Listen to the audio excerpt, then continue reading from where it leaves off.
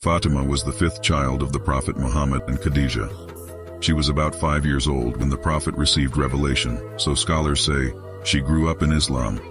She adopted so many characteristics from her father that Aisha says, "I have not seen anyone who resembled the Holy Prophet more in manners, habits, character, and in the method of sitting and standing than Fatima."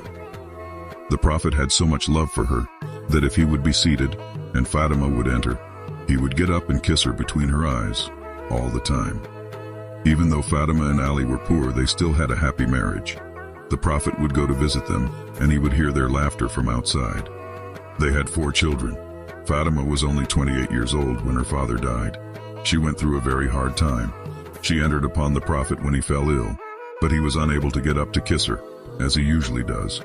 So she sat to the right of the Prophet while she was crying. The Prophet said, "Bring your ear closer to me, O Fatima."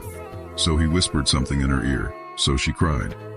The Prophet again said, "Bring your ear closer to me, O Fatima," and he whispered something else in her ear, and so she laughed. Aisha later asked her after the death of the Prophet, "Please tell me what he whispered to you," she said. "Firstly he said, 'O Fatima, I am going to die tonight,' and so I cried.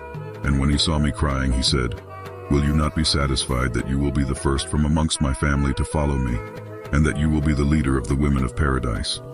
And so I laughed." Fatima died 6 months after the Prophet, and she instructed Ali, "When you bury me, to cover me properly.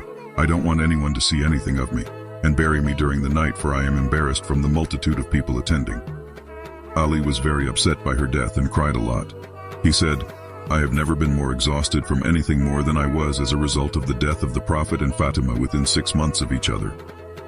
Fatima was the highest example of chastity, honor, modesty, and piousness for all Muslim women.